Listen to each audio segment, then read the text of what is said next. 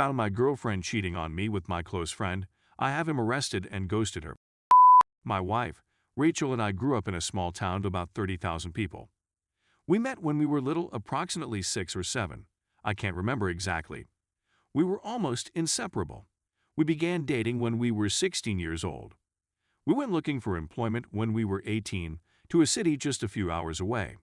We were married and had purchased our first home before the age of 20. We found out she was pregnant with a son when she was 22. Then, catastrophe hit. A massive shelving unit fell and crushed her around 5 weeks before she was set to go on maternity leave. Both she and our kid were murdered instantly, according to what I was told. One of her co-workers had also been wounded in the accident, one of whom was a paraplegic, and the other had to have his leg amputated. In order to save money, the firm she worked for opted to keep using old shelving that had been written off as hazardous rather than replace it. I still hadn't forgiven the executives and management employees who made that choice, since they killed the love of my life while also terminating our pregnancy. It wasn't long after that I was informed I had an option about how to continue with what her firm termed compensation, but I referred to it as blood money. They hoped to avoid a lawsuit by settling out of court. In contrast, I was out for their blood. To be clear, this isn't the vengeance. It's still in the background, fortunately. Because of the media attention and the involvement of various politicians, the issue was resolved promptly in court, approximately 3 years, with a settlement for all parties that was close to 10 times the amount that they had first promised. They were fined heavily for violations of work, health, and safety regulations. Executives were fired, others were in prison, and so on. Perhaps this is a story for another time. When I'm more at ease telling it, I was still working in telecommunications at the time. My mother, bless her soul, had moved in to assist me while all of this was going on. I suppose I would have broken down if she hadn't been so interested. Around this time, I was given a promotion, but it required extensive travel around the state. I asked for an office in my hometown's branch because I wanted to take care of companies not only in the state but also in my hometown, where there was no business representative, and they agreed. After a few months, we got into a schedule of 1 to 2 weeks in the city office, 1 week in my hometown, and 1 to 2 weeks during the rest of the state. After a year, I decided to purchase a home in my hometown so that I wouldn't have to remain in my parents' house every week or so, that I was home and could come and go as I pleased. This is significant later in the plot. Our narrative starts around 4 years later. Sorry for the lengthy history. On Friday, I had just returned from one of my excursions and was checking in some items at my office when Harry, the branch's managing director, stepped in. We had grown up together as well, but had gone to separate schools and had built a really strong connection since returning. He'd inquired as to how things were doing, and then invited me to a home party he was throwing that evening. Even with the short notice, I said sure. I felt like I deserved a couple beers with my buddies. That's where Harry introduced me to Catherine. She was a new recruit at the branch, where my hometown's office was situated, and she was still getting to know everyone since she was new in town. We hit it off right away. As corny as that may seem, it was almost as if Rachel were in front of me instead of Catherine. I won't go into too many specifics, but after 2 years of dating, we decided to take the next step, and she moved into my hometown's house. Everything had been going swimmingly up until this moment. Catherine and my parents got along, and Rachel's parents were pleased that someone could make me as happy as Rachel had. Things had been going smoothly for over a year when things started to shift. My Skype chats were abruptly cut short. My neighbors would tell me how a vehicle, reported to me as Harry's, was constantly spotted parked in a back alley near my home while I was gone, and some clothing that wasn't mine was in my closet. All indications led to her infidelity, but she claimed that nothing was going on. She said that Harry would drop over on occasion to talk business, but he never stayed the night. I put it up to paranoia and carried on as if nothing was wrong, but there was always this nagging sensation that something wasn't quite right. It was over 6 months later that I found she had been deceiving me. I had recently negotiated a rather significant deal with a new firm, and the discussions had concluded sooner than I had expected. So, rather than staying for a few more days, I decided to book an early trip home and surprise everyone. After a few hours, I drive into my hometown and into the alley behind my house, hoping to sneak into Catherine's house and surprise her. However, I was interested in seeing whether this mysterious automobile was present. There was indeed a vehicle obstructing the rear entry gate. I was perplexed for a second, wondering whether it had been a careless neighbor who had parked, only to find it was Harry's vehicle. I may have driven right past my own house if it hadn't been for the thick hedge line I'd installed a few years ago for seclusion. I stepped out of my vehicle after pulling up behind his automobile and felt it was odd that he was there so late. As she said, he had always departed by now. As I got closer to the rear of the home, I saw something that made my stomach sink. Catherine and Harry were hammering it out in my kitchen. I went completely still. Time stood still. My close buddy was having with my girlfriend on my kitchen bench. I had no idea what to do. So many thoughts raced through my mind. Was I dreaming or was I awake? What was the point of their having in my house? Feeling discouraged, I turned and walked away without anyone noticing.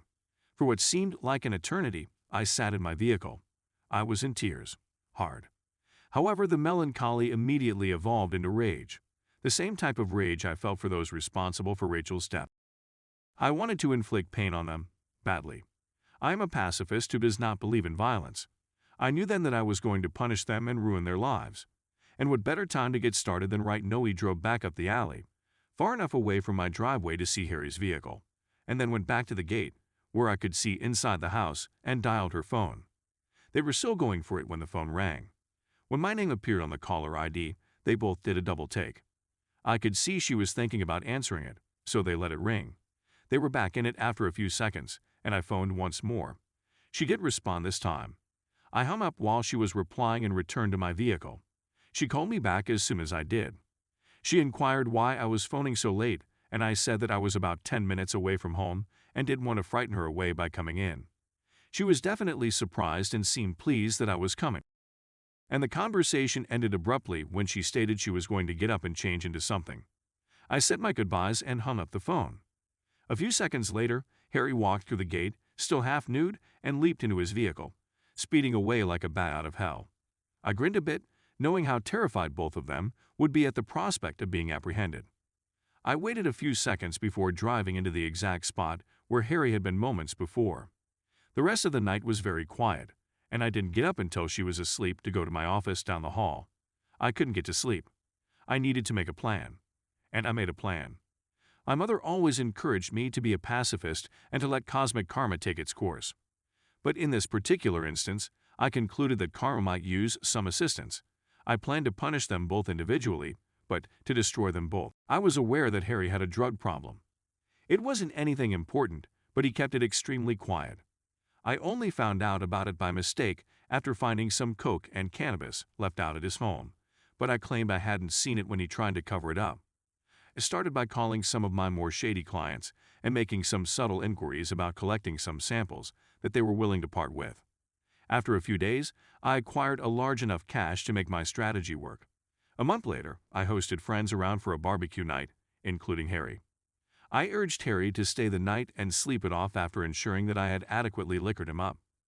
In the early hours of that morning, I took the narcotics and a variety of my personal items and hid them in different locations around his vehicle, the largest amount being in his tire well.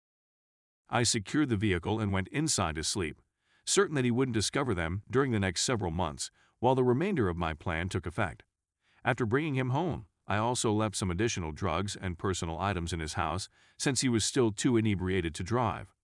A few days later, I faked a break-in by shattering the rear glass of my back door into my kitchen and left it open before returning to the city for a flight. I received a lot of mail as soon as I arrived. One from my plainly worried mother, who had discovered the damaged back door and contacted the cops, one from Catherine in tears, and one from the local cops requesting me to call. After receiving all of the calls, I notified the cops that I was away on business and would return the following week to speak with them. While I was gone, I asked Catherine to remain with my parents until I returned, and I urged my father to arrange for one of the local security firms to install cameras and an alarm system after receiving permission from the police, so that the crime scene would not be ruined. When I got home, I went through my usual "my God, I can't believe this has occurred," and "why would someone do this?" routine.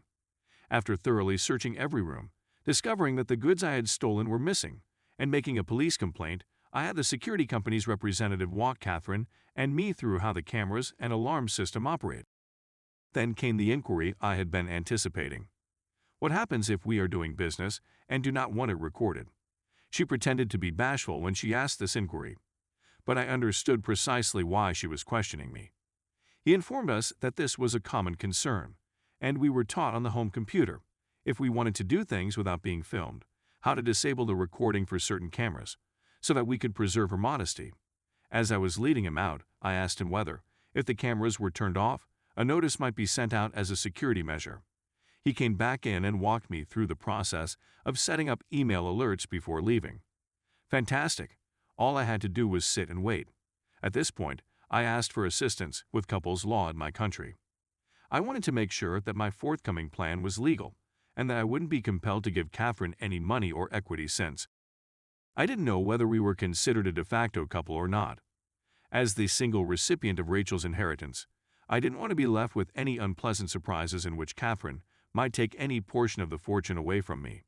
Shout out to those guys and gals there for putting me in touch with a great lawyer who assured me that because we hadn't been living together long enough to be classified as de facto, and because I was paying all the utilities on the property she was living in and didn't pay rent, she had no legal standing to make a financial claim against me.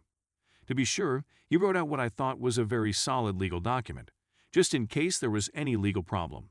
The following week, my boss approached me and offered me a promotion to return to the city and run the team that I was a part of, which meant I wouldn't have to travel as much or be in one place as much, and that due to the success of being in my hometown.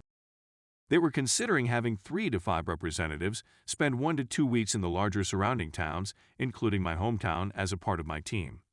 I said yes and started the process of starting my transfer, which would take around 6 weeks. Perfect. I had more than enough time to collect all of my proof. Stay tuned for the next part.